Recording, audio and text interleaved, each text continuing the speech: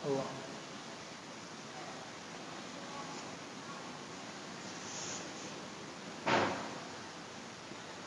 بنية القبول وتمام كل سول مأمول إلى حضرة سيدنا وحبيبنا وشفيعنا الرسول صلى الله عليه وسلم ثم إلى آل بيته الكرام والصحابة القرابة والتابعين وتابع التابعين ومن تبعهم بإحسان إلى يوم الدين ثم إلى جميع مشايخنا ومعلمينا ووالدينا وأمهاتنا وأزواجنا وأولادنا وذرياتنا وقراباتنا وجيراننا وذوي الحقوق علينا أجمعين ثم إلى جميع إخواننا المسلمين والمسلمات والمؤمنين والمؤمنات الأحياء منهم والأموات بأن الله يتغشاهم بالرحمة المغفرة ويعلي درجاتهم في الدنيا والآخرة ويدخلنا وإياكم الجنة بغير حساب وإلى ما نوى به سلفنا الصالح إلى حضرة النبي وآل النبي وببركة سورة الفاتحة. أعوذ بالله من الشيطان الرجيم. بسم الله الرحمن الرحيم. الحمد لله رب العالمين الرحمن الرحيم مالك يوم الدين إياك نعبد وإياك نستعين اهدنا الصراط المستقيم صراط الذين أنعمت عليهم غير المغضوب عليهم ولا الضالين آمين. Mari sama-sama kita niatkan sebagaimana biasanya. Bismillahirrahmanirrahim. Nawaitu at-ta'alluma wat-ta'lima wal ifadata wal istifadah wa dzikra wa tadhkira lillahi ta'ala. Nawaitu an a'takifa fi hadzal masjid sunnatan lillahi ta'ala. Tayyib. Assalamualaikum warahmatullahi wabarakatuh. A'udzu billahi minasyaitonir rajim. Bismillahirrahmanirrahim. Alhamdulillahirabbil alamin. Allahumma shalli wa sallim ala sayyidina Muhammadinil amin wa ala alihi wa sahbihi wa sallim ajma'in. Subhanaka la ilma lana illa ma 'allamtana innaka antal alimul hakim. Wala haula wala quwwata illa billahil aliyyil azim al-azizul alim 'adada kulli harfin kataba wa yuktabu abadal abidin wa dahrad dahirin. Radhiyallahu anni wa ankum an jami'il muslimin. Qala radhiyallahu anhu wa nafa'ana bi'ulumihi fid dharain. Amin amin ya rabbal alamin.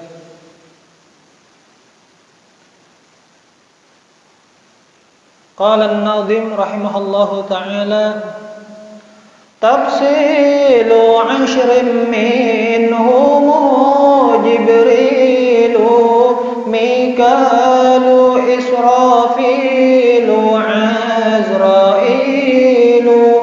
Munkar Nakirun wa Raqibu wa kada Atidun Malikun Warid wa Muhtada. Tayyib. Alhamdulillah, marilah kita panjatkan puji syukur kita kehadirat Allah Subhanahu wa ta'ala yang mana telah kesekian kalinya kita masih diberikan nikmat hati, masih dapat hidayah, mau menggerakkan kaki untuk ke tempat-tempat yang diridhoi Allah Subhanahu wa ta'ala. Yang mana nikmat yang seperti ini tentunya kadang-kadang Allah buktikan sendiri, kita merasakan bahwa itu adalah nikmat di mana ketika kita ingin sekali menggerakkan kaki untuk ke tempat-tempat yang baik, ada kalanya dimenangkan oleh nafsu dibandingkan akal. Ketika nafsu menang, maka setelah kita mengikuti apa yang nafsu inginkan, ada rasa kekosongan, ada rasa kehampaan, ada rasa sangkal. Kenapa jadi waktu itu banyak habis terbuang-buang? Jakanya lah tadi kesana, jakanya lah tadi berbuat baik, jakanya lah ya Allah ulun hendak bener nang ka ini. Sakira apa? Sakira hidup itu bepala. Bepala apa? Bepala isinya kalau kada di situ inya baandak di kebaikan, di sebelah sana inya baandak di kebaikan. Kalau kada ka itu ka ini, intinya seberataan itu baik. Cuma Allah Ta'ala rasakan kayak apa rasanya apabila diandak oleh Allah Ta'ala di tempat nang sia-sia kada manfaat hanya terasa. Ya Allah, ternyata nyaman beribadah juga. Ya Allah, ternyata tarami, terasa hati itu lebih menikmati kepada hal yang Allah Ta'ala anggap baik dibandingkan dengan yang nafsu anggap baik. Salawat serta salam kita haturkan kepada junjungan kita Nabi besar Muhammad sallallahu alaihi wasallam beserta keluarga, para sahabat dan pengikut-pengikut beliau sampai ila yaumil qiyamah. Yang mana dengan berkah merekalah, dengan keistiqomahan merekalah sampai kita kawa mendengar berita tentang yang namanya iman, tentang yang namanya Islam. Baik, melanjutkan mujakarah kita terkait masih membicarakan tentang malaikat Allah Subhanahu wa Ta'ala, yang pada pertemuan sebelumnya kita membicarakan atau membaca manakib Sayyiduna Jibril,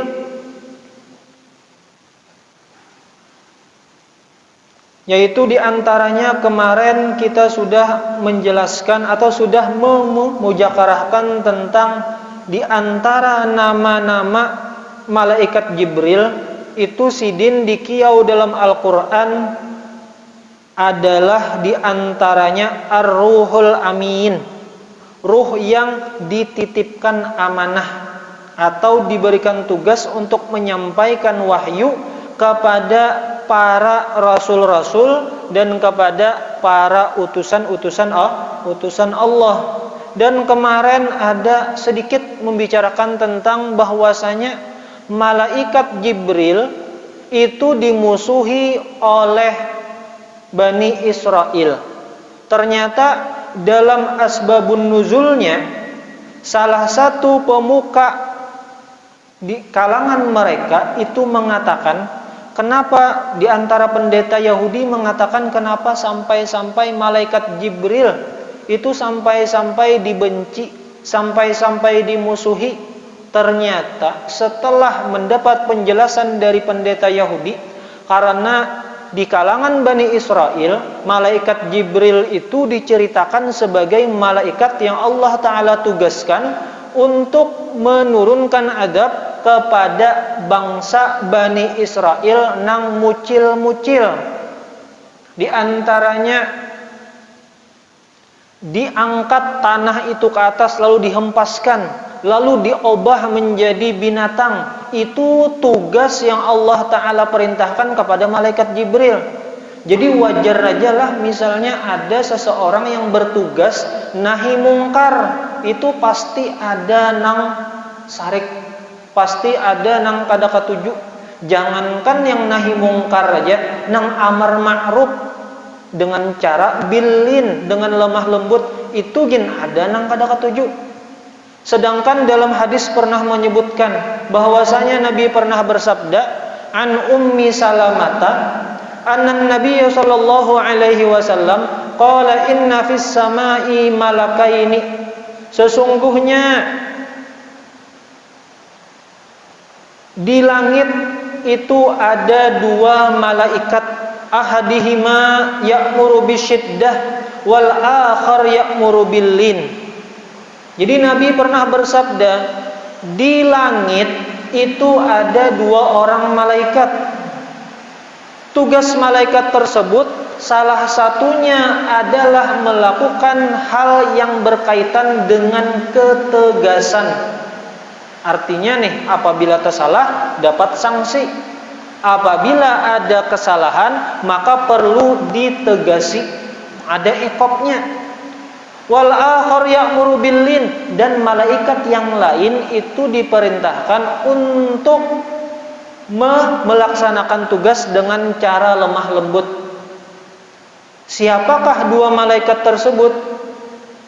Lalu ketika kita memahami ada amar ma'ruf nahi mungkar, ada dengan cara jamal, ada dengan cara jalal. Wa kullun musibun, dan semuanya bujur. Semuanya bujur. Ulama misalnya berdakwah atau menegakkan hukum Allah dengan cara benasehatan. Adapun tentara, polisi menegakkan keadilan yang sesuai diperintahkan dalam agama untuk bersikap adil dengan cara tangkap, vonis. Nah itu wa kullun musibun, semuanya bujur aja, semuanya benar. Jibrilu wa Mikailu, malaikat Jibril dan malaikat Mikail. Malaikat Jibril dikenal dengan malaikat yang ditugaskan Allah untuk melaksanakan turunnya azab. Adapun malaikat Mikail itu Allah Ta'ala perintahkan untuk membagi rezeki, menurunkan hujan. Terus lagi itu tadi di langit. Wa nabiyyani ahaduhuma ya'muru bil lin wal akhar ya'muru bisyiddah. Dan ada dua orang nabi di muka bumi, salah satunya itu berdakwah dengan cara yang tegas, salah satunya berdakwah dengan cara yang lemah lembut. Siapa dua orang nabi tersebut? Wa kullun musibun, dipertegas lagi, keduanya bujur. Siapa dua nabi tersebut? Wa dzakara Ibrahim wa Nuhan. Lalu baginda Nabi menyebutkan yang bersikap tegas adalah Nabi Ibrahim. Dari mana buktinya? Nabi Ibrahim ketika sudah dipadahi, wahai Azar, ada yang mengatakan paman, baginda paman daripada Nabi Ibrahim, pian ini kenapa mengukir, memahat patung yang pian olah sorang lalu dijadikan sesembahan? Kenapa paman? Tetap karas pamannya, pokoknya ini Tuhan, ini layak untuk dijadikan sesembahan. Langsung bahasa kitanya Nabi Ibrahim mengolah siasat, yaitu dengan menghancurkan patung-patung yang kecil, dan kapak yang digunakan untuk menghancurkan patung-patung kecil tersebut digantungkan, dikalungkan kepada patung yang besar.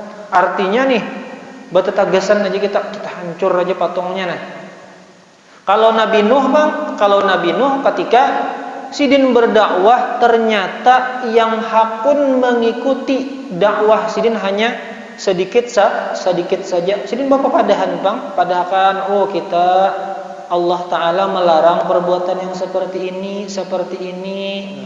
Terus Allah Ta'ala memerintahkan yang seperti ini, kada maasi. Tetap Nabi Nuh berdakwah. Wali sahibani ahaduhuma ya'muru bil lini wal akhar ya'muru bisyiddah wa kullun musibun wa dzakara Abu Bakrin wa Umar. Lalu Nabi menyebutkan, dan aku punya dua orang sahabat yang mana dua sahabat tersebut mempunyai sifat yang berbeda, yaitu ada sifatnya yang keras, yang tegas, ada yang sifatnya lemah lembut, dan keduanya itu pun benar. Lalu Nabi menyebutkan itu adalah Sayyiduna Abu Bakar dan Sayyiduna Umar bin Khattab.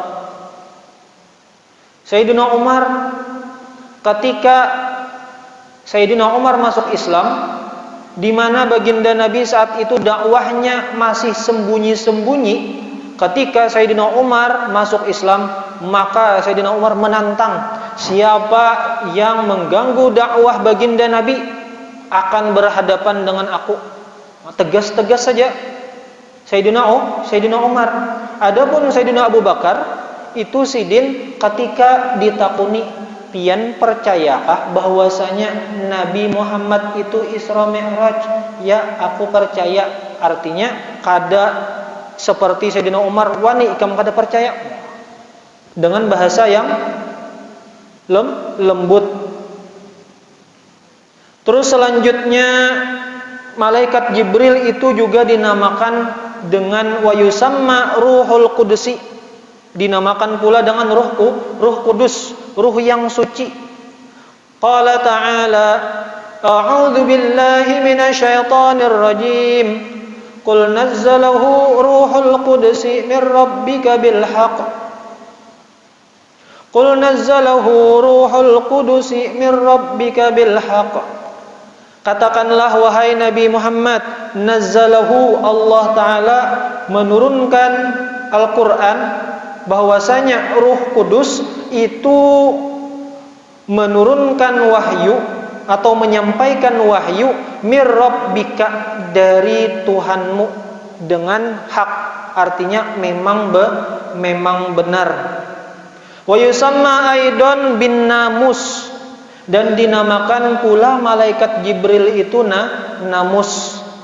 Kama qala Waraqah bin Naufal, ini salah satu pemuka Yahudi, li Rasulillah sallallahu alaihi wasallam fi awwali ahdihi bil wahyi, ketika baginda Nabi mendapat wahyu yang pertama, lalu Nabi merasa takut dan diselimuti oleh Sayyidatuna Khadijah.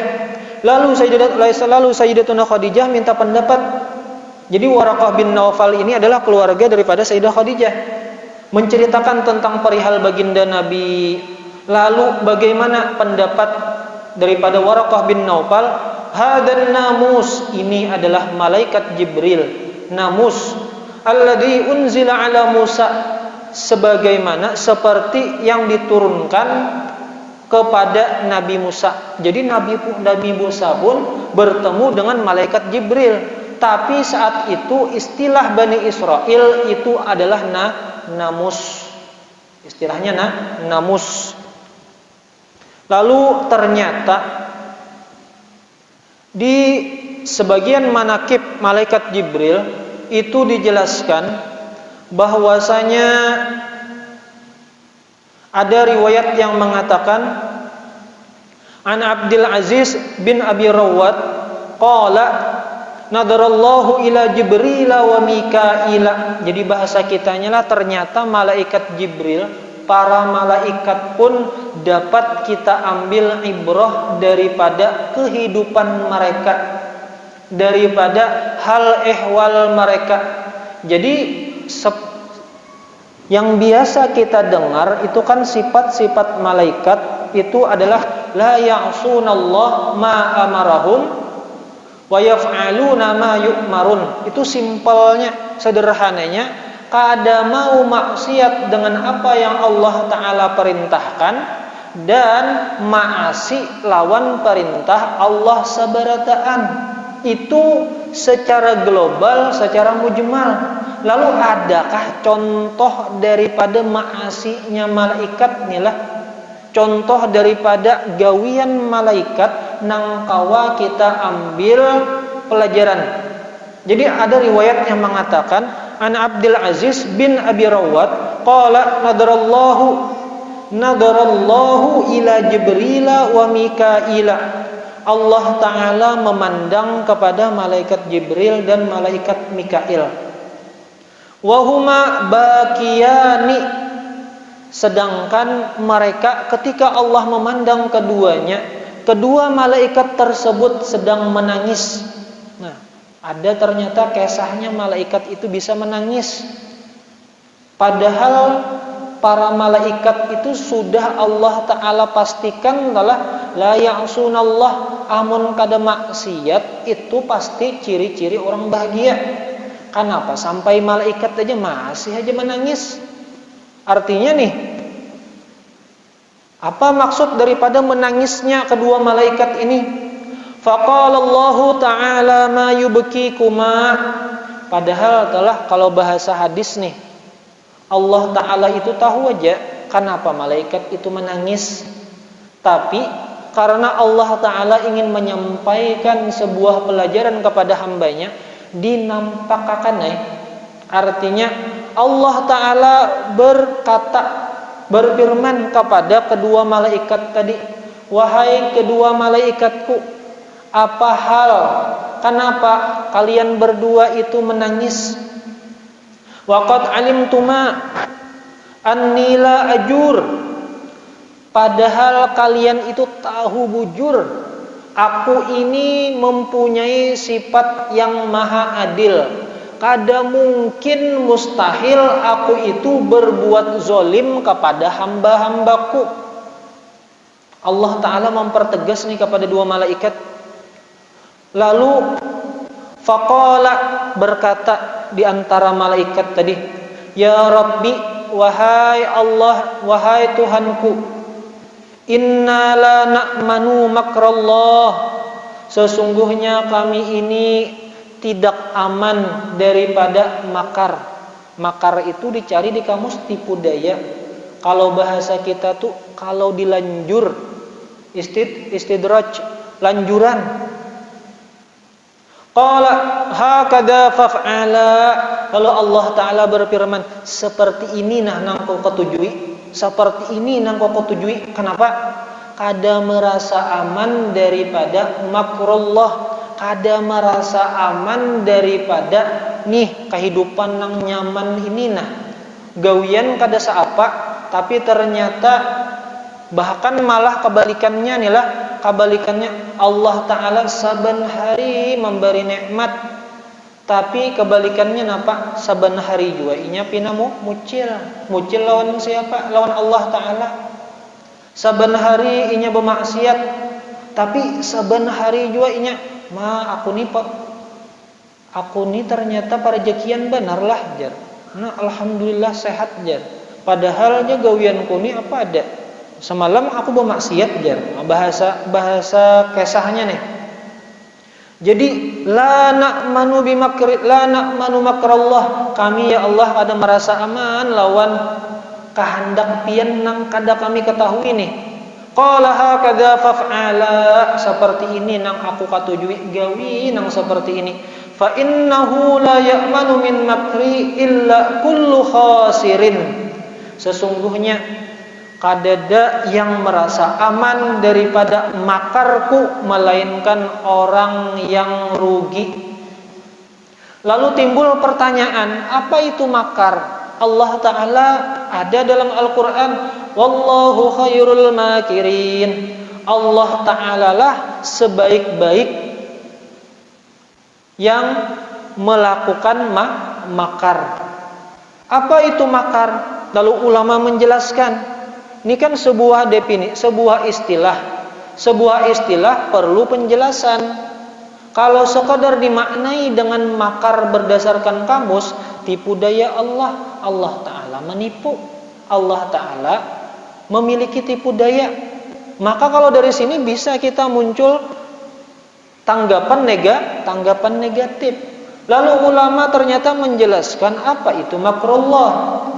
Ternyata makrullah itu adalah al-istirsalu fil ma'asi ma'al ittikali 'alar rahmati. Jadi yang namanya makar, ketika kita mendapatkan dalam Al-Quran ada istilah makar, jadi jangan langsung berarti jar melakukan tipu daya terhadap hamba-hambanya. Hadang dulu, cari dulu makna makar itu apa. Oke lah secara kamus misalnya makar itu tipu daya, tapi kita cari sesuai pembahasan ulama, sekira-kira kita ini kada suujon lawan Allah Ta'ala. Amun suujon lawan Allah Ta'ala, kemana lagi mengadu, kemana lagi bakesah. Ternyata makar Allah itu maksudnya adalah dikaitkan kepada perbuatan hamba. Al-istirsalu fil ma'asi ma'al ittikali 'alar rahmati. Jadi apabila ada seorang hamba itu rancak menggawi maksiat, istirsal, terus-terusan gawiannya ini maksiat, disertai hatinya itu tawakal ala rahmah, bah tenang aja, Allah Ta'ala itu maha pengampun, Allah Ta'ala itu maha luas kasih sayangnya, kada usah khawatir, kena jar amun kita berdosa membuat maksiat minta ampun, maksiat pulang minta ampun, tapi model maulu-ulu nilah. Kada bahasa kitanya tuh menggawi maksiat tuh karena memang kada mampu. Nya ada terkadang manusia itu menggawi maksiat bukan inya nang hendak, cuma ya Allah ngalihnya aku menghindari maksiat ini, ngalih benar. Lalu datang habis menggawi maksiat menangis inya. Nya ada di antara hamba-hamba Allah Ta'ala itu nang Allah Ta'ala uji menggawi maksiat itu ngalih benar hendak menghindar. Tapi kayak apa pang? Ya tadi sambil berdoa-doa mudahan tahindar, sambil berusaha berikhtiar mudahan kada tegawi lagi. Ada juga orang ini menggawi maksiat dasar sadar sesadar-sadarnya, kawa aja menghindar, bah kada apa-apa aja, gawi lagi, kena isok istighfar, kena isok minta maaf. Nah ini yang dimaksud daripada istirsal fil ma'asi ma'al ittikali 'ala rahmah. Ini yang masuk dalam kategori kalau makar Allah nih. Karamian bermaksiat, rezeki dapat terus, nikmat dapat terus, sekalinya tiba waktunya ajal datang, takajud kada sawat lagi, hendak istighfar. Asalnya di hati ini tenang aja, Allah Ta'ala itu aja maha pengampun, maka Allah Ta'ala Ghaffar, Tawwab, ujar hati daripada hendak meloloskan nafsu. Nah itu maksud daripada makar. Dan dalam kitab ta'rifat, makar itu adalah irdafun ni'am ma'al mukhalafati wa ibqa'ul hali ma'asu'il adabi wa idharul karamati min ghairi juhdin. Jadi dalam kitab ta'rifat dijelaskan apa itu arti makar. Ini kembali tadilah supaya kita jangan menyambat Allah Ta'ala itu makar. Kan bahasa makar itu kadang lebih cenderung kepada makna negatif. Oh inya melakukan makar aja. Oh berarti melakukan hal yang tidak dibolehkan, dilarang oleh pemerintah atau dilarang oleh agama, memberontak. Jadi ternyata makna dalam kitab ta'rifat irdafun ni'am ma'al mukhalafah, nikmat yang rancak disertai dengan penyelewengan, wa ibqa'ul hal, keadaan yang nyaman, enak, lapang disertai dengan su'ul adab. Su'ul adab itu macam-macam Su'ul adab itu bujur inya sembahyang, bujur inya puasa, bujur inya bersedekah, tapi hatinya kada beres. Macam-macam isi penyakitnya. Ada riya, ada sum'ah, ada ujub, ada takabbur, ada hasad. Macam-macam bisi penyakit. Jadi akhlak di hatinya ada istilah su'ul adabnya masih ada. Wa idharul karamat min ghairi juhdin, muncul kelebihan-kelebihan. Ini kerancakan sembahyang inilah, kerancakan sembahyang. Ternyata kerancakan sembahyang Allah Ta'ala berikan suatu keistimewaan nang di luar akal, di luar logika. Kelebihan nih, apakah sesuatu nang istimewa? Min ghairi juhdin, tanpa bengalih-ngalih, tapi tadi gawiannya kada mengaruan. Nah ini nih perlu diawasi, perlu dihatii nih. Kalau ini nih lanjuran keasikan, telah kita keasikan nih dapat sesuatu nyamannya jar istilahnya tuh, biar bermaksiat kayak pak tetap ya aku parajakian, keasikan ujung-ujungnya keasikan akhirnya menjadi kebiasaan maksiat. Pas naudzubillah husna su'ul khatimah. Itulah yang ditakutkan oleh para ulama-ulama. Kalau su'ul khatimah ini keasikan misalnya beribadah, pas kada ta'itihi penyakit hati nih, gawian tuh bagus saja di pandangan orang, tapi pas selidik punya selidik ikhlasnya belum pas. Riyanya belum takikis, ujubnya masih ada. Bahasa kitanya bujur panggawiannya na ibadah cuman ditolak kada diterima. Bahasa kitanya proposal tuh olah terus cuman ujar nang ampun objek tujuan daripada proposal tolak kada mau cair proposalnya. Terus lagi,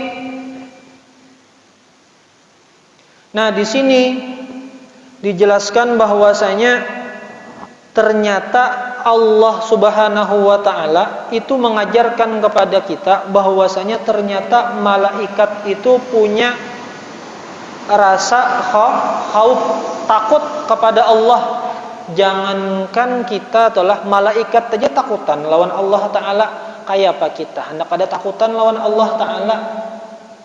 Artinya berpikir-pikir apabila mudah-mudahan kita diberi hidayah, diberi taufik, amun tagaretek hendak menggawi maksiat, mudahan ada nang mengingatakan, mudahan ada nang mengingatakan nih hendak berbuat maksiat, ingat Allah taala pintangan mana Allah taala kada ketujuh.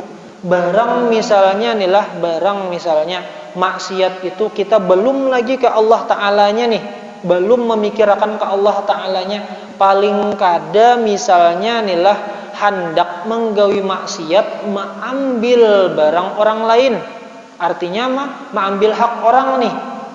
Misalnya hendak melatih hati, pikirakan ke depannya barang dulu nah. Kira-kira amun mencuri ini sukses kah gagal kah? Kalau gagal berujung ditingkalungi orang, berujung parut tamakan. Seandainya sukses juga, ujar guru nilai jar, apabila kita tamakan harta nang kada halal atau kita mengambil benda nang kada halal, itu imma dua aja kena hasilnya. Kalau kada bendanya hilang, kebakaran kah, diambil orang pulang kah, rusak kah, kada awet kah, atau salah satunya jadi penyakit, dua aja.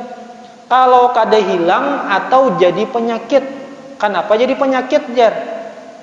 Kan misalnya dapat duit nih jutaan, tapi hasilnya kada halal, hasil daripada gawian nang haram.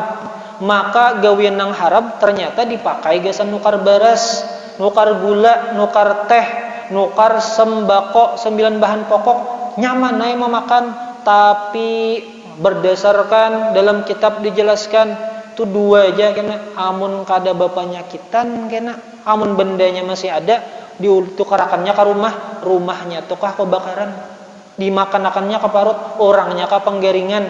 Jadi ujung-ujungnya tuh habis juga duit nang diambil itu nah.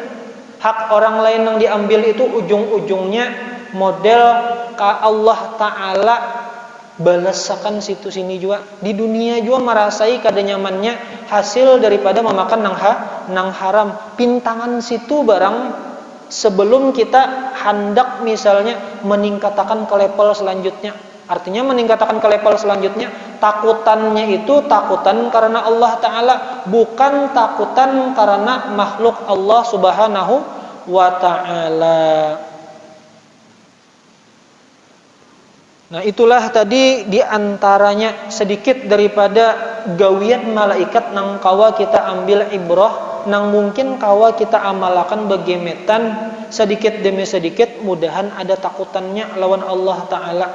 Artinya apabila seseorang itu takut itu bisa digunakan untuk hal yang positif, bisa digunakan untuk hal yang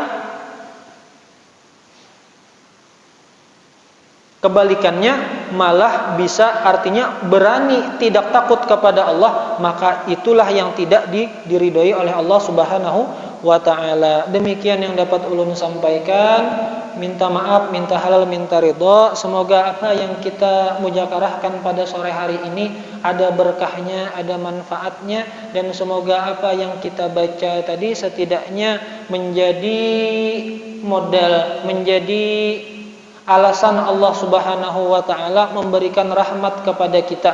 Meskipun di balik hal-hal tersebut, di balik kebaikan yang kita lakukan masih banyak bolong-bolongnya, masih banyak su'ul adabnya, masih banyak, kalau istilah gawian itu masih banyak yang belum tuntas, belum maksimal 100%. Dan semoga Allah Subhanahu wa taala menganugerahkan kepada kita hati yang ikhlas, istiqamah dan husnul khatimah, dan Allah Subhanahu wa taala mengabulkan hajat-hajat kita dan hajat seluruh kaum muslimin dan kaum muslimat. Wa ila man bihi salafun salih ila hadratin nabi wa alin nabi wa bi barakati suratil Fatihah. A'udzu billahi minasyaitonir rajim. Bismillahirrahmanirrahim. Alhamdulillahirabbil alamin arrahmanir rahim maliki yaumiddin iyyaka na'budu wa iyyaka nasta'in ihdinas siratal mustaqim siratal ladzina an'amta 'alaihim ghairil maghdubi 'alaihim waladdallin amin. Amin amin ya rabbal alamin. Bismillahirrahmanirrahim. Alhamdulillahirabbil alamin. Allahumma shalli wa sallim ala sayyidina Muhammadin al-amin wa ala alihi wa sahbihi wa sallim ajma'in. Allahumma inna nas'aluka at-taubata wal maghfirah wat tawfiq wal hidayah wal istiqamata wa husnal khatimah. Rabbana atina fid dunya hasanah wa fil akhirati hasanah wa qina adzaban nar. Wa sallallahu ala sayyidina Muhammad wa ala alihi wa sahbihi wa sallam. Subhana rabbika rabbil izzati amma yasifun wa salamun alal mursalin walhamdulillahi rabbil alamin. Subhanakallah wa bihamdika asyhadu an la ilaha illa anta astaghfiruka wa atubu ilaik. Assalamualaikum warahmatullahi wabarakatuh.